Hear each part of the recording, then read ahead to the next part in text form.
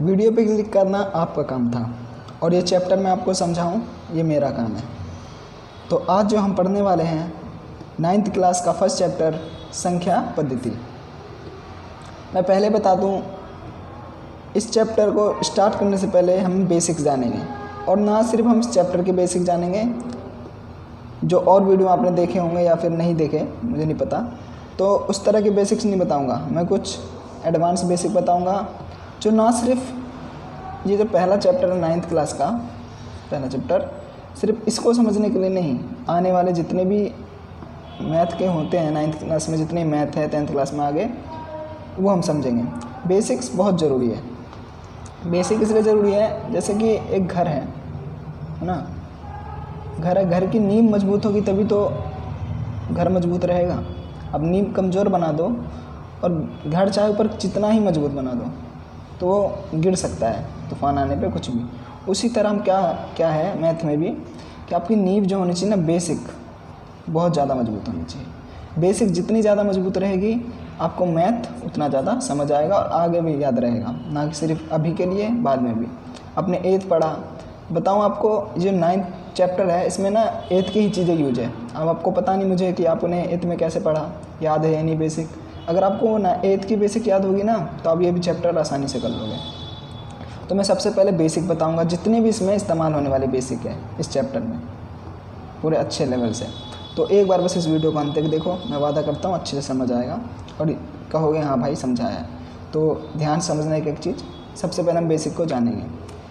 तो इसमें मैं टोटल 5 या 6 बेसिक्स बताऊँगा जो बहुत इंपॉर्टेंट है। तो सबसे पहला बेसिक वर्ग और वर्गमूल। ठीक है, वर्ग और वर्गमूल जानेंगे क्या होता है। मुझे पता आपको कई लोगों को पता होगा, 8th में आपने पढ़ा है या फिर भूल गए हो, वही है ना बेसिक। अगर आपने ढंग से पढ़ा होगा बेसिक 8th में भी तो आपको याद होगा, अगर नहीं पढ़ा तो हो सकता है आप भूल गए हो, तो दोबारा इसे हम रिवाइज कर लेते हैं। तो ये बहुत ज़रूरी है, वही मैं बोल रहा हूँ, सिर्फ इस चैप्टर के लिए नहीं, आगे वाले भी, आने वाले 8th 9th में बहुत ज़्यादा ज़रूरी है। तो वर्ग क्या होता है? वर्ग होता है उसी संख्या को उसी से गुना करना, वो होता है वर्ग। यानी उसी को उसी से गुना करना। जैसे कि 2 है, वर्ग क्या होता है? उसी को उसी से गुना करना। तो 2 है तो 2 को 2 से ही गुना करना है, किसी और से नहीं, तो वो वर्ग नहीं होगा। 2 को 2 से ही गुना करना, अब जो आया वो उसका वर्ग है।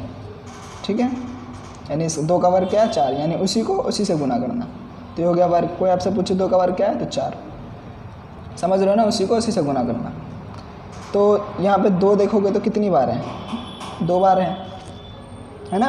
2 को 2 से गुना कर दे तो इसका निशान हो जाता है इस तरह से, यानी 2 का 2 आ जाएगा ऊपर, यानी 2 कितनी है? 2 है। ठीक है, अगर 3 होता तो 3, एक और 2 आता तो यहाँ 3 लिख दे तो वो घन हो जाएगा। तो अभी घन की बात नहीं करेंगे, अभी हम वर्ग की बात करेंगे। तो इसका वर्ग क्या हो गया? 4, है ना, समझ रहे हो ना। जैसे कि 3 को 3 से गुना करा तो इसका क्या आया? 9। 6 तो आपने नहीं बोला ना, 9, तो 3 का वर्ग क्या हो गया? 9। तो इसी तरह से आपको 1 से 20 तक याद करने हैं। याद नहीं, आप याद मत करो, बस हाँ देख लो, इसको यूज करोगे बार बार। 1 से 10 तक तो पता ही होना चाहिए। आप बार बार इसको करोगे प्रैक्टिस और यूज करोगे ना तो आपको खुद ही याद होते जाएंगे। तो एक एक करके हम, अभी मैं लिख दे रहा हूँ, स्क्रीनशॉट लेना, आपको याद कर लो और उसको फिर डेली में इस्तेमाल करना यहाँ, तो आपको खुद याद होने लगेगा।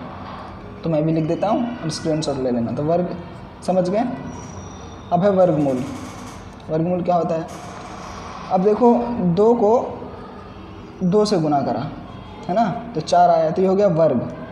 लेकिन कोई पूछ ले कि 4 किससे गुना हो गया है ना, 4 किससे गुना हो गया है? तो 2 से गुना हो गया है ना। तो 4 का जो वर्गमूल हो गया वो हो गया 2। ठीक है, यानी 4 का वर्गमूल का निशान ये होता है। तो 4 का वर्गमूल हो गया 2, यानी 4 किससे गुना होकर आ रहा है? 2 से गुना होकर आ रहा है। 9 किससे गुना होकर आ रहा है? 3 से गुना होकर आ रहा है। यानी जो 9 का वर्गमूल हो गया 3, यानी वर्ग तो होता है कि उसी को उससे गुना कर दिया, जो आया वो हो गया इसका वर्ग। वर्गमूल वो होता है कि जो भी संख्या यहाँ पे रिजल्ट में है वो किससे गुना होकर आई है, वो होता है उसका वर्गमूल। तो मैं लिख दे रहा हूँ सबका, ठीक है। तो मैंने यहाँ पे लिख दिया है। तो 1 का वर्ग क्या हो गया?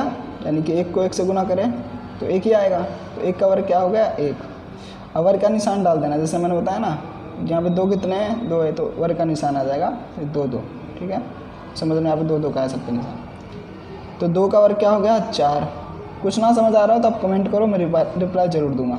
3 का क्या हो गया 9, 4 का 16, यानी 4 को 4 से गुना करा 16, 4 चौक 16, 5 का 25।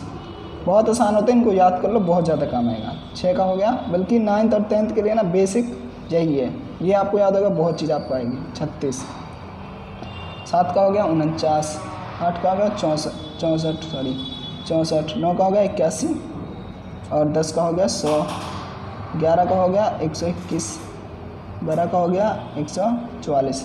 इसी तरह सबके 1 का हो गया 169, इसी तरह इन सब का है। 14 का हो गया 196, 15 का 225, 16 का 256, 17 का 289, 18 का 324 और 19 का 361 और 200 का 400। तो ये मैंने सबका लिख दिया है, तो आपको स्क्रीनशॉट ले लो और याद करना ही बहुत ज़्यादा ज़रूरी है। तो ये हो गया बेसिक, पहला बेसिक। अब हम दूसरे बेसिक्स की बात करेंगे। इसी तरह अब हम जानेंगे घन के बारे में।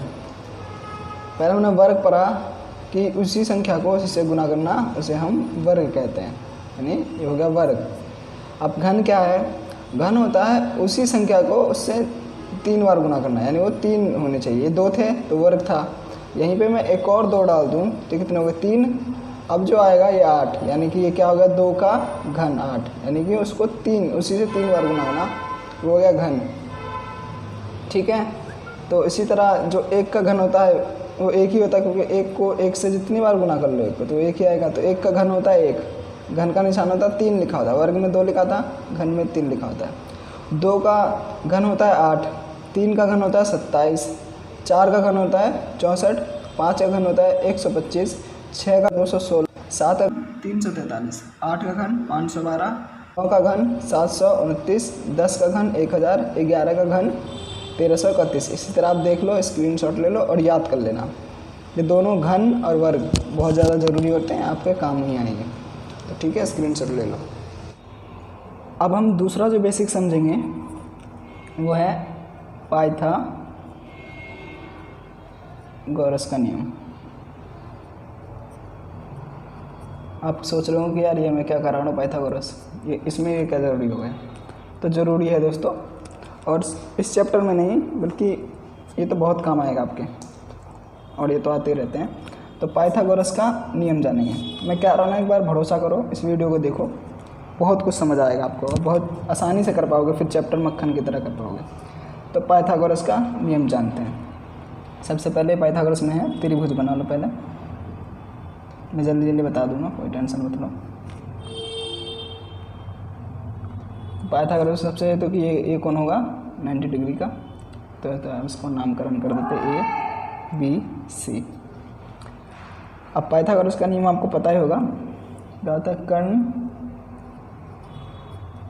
कर्ण का स्क्वायर बराबर लंब का स्क्वायर प्लस आधार का स्क्वायर,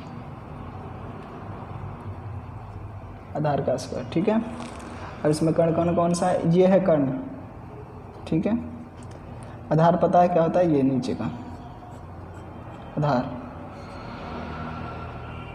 आधार। लंब क्या होगा, इसके ऊपर लंब है ना ये 90 डिग्री का, तो ये हो गया लंब, ठीक है, इतना समझ गए। तो कर्ण क्या है इसमें AC, यानी कि AC का स्क्वायर। लंब क्या है, लंब लिख लो क्योंकि प्लस है, इसको इधर रखो, कोई फ़र्क नहीं पड़ता, यानी कि AB का स्क्वायर प्लस BC का स्क्वायर।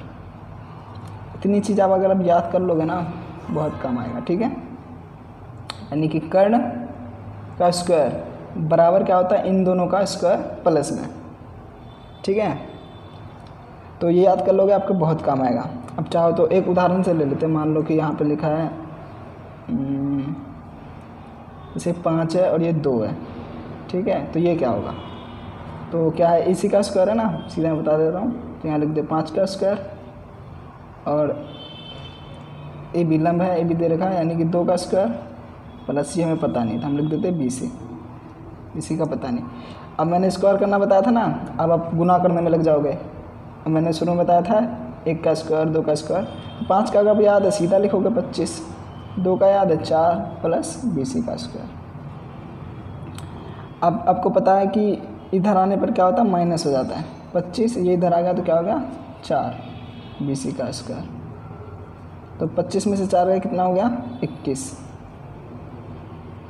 BC का स्क्वायर। अब 21 है, अब ये इसको स्क्वायर आएगा तो रूट बन लग जाएगा इस पर, तो 21 रूट क्या होगा इसका, यानी 21 रूट हो गया इसका आंसर BC का स्क्वायर। मतलब अब स्क्वायर नहीं आएगा, यानी इसका आंसर क्या हो गया BC बराबर कितना होगा √21। ठीक है,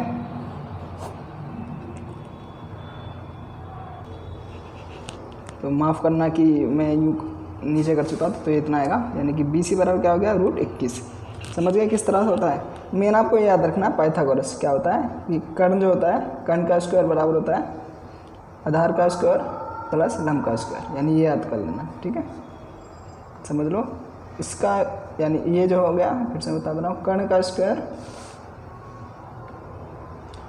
स्क्वायर यानी स्क्वायर बराबर इसका स्क्वायर और इसका स्क्वायर प्लस में। ठीक है, तो ये दूसरा जो बेसिक था ये आप समझ गए।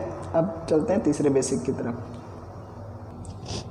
तीसरा बेसिक जो समझेंगे वो बहुत इंपॉर्टेंट है, मेन इंपॉर्टेंट। ठीक है, अभी जो मैंने पाइथागोरस बताया वो तो आता ही होगा आपको, नहीं भी आता तो वो उतना मुश्किल नहीं था, ये सबसे मोस्ट है। ठीक है, वो है सर्वसमीका है, सर्वसमीका। ठीक है, जो हमने 8th में भी करा था, हो सके आप भूल गए हो या आपको याद भी हो तो पता नहीं किस तरह से, तो इस बार हम दोबारा इसे करेंगे, ये बहुत ज़्यादा ज़रूरी है, सबसे मेन इसलिए मैंने डाला है। तो अभी मैं थोड़ा आपको याद दिलाऊंगा, आपको आ जाएगा, जो था कि A प्लस B। ठीक है, तो इसका क्या आएगा, है ना, सर्वसमीका आपको याद होगा, तो इसके बारे में हम जानेंगे धीरे धीरे। ठीक है,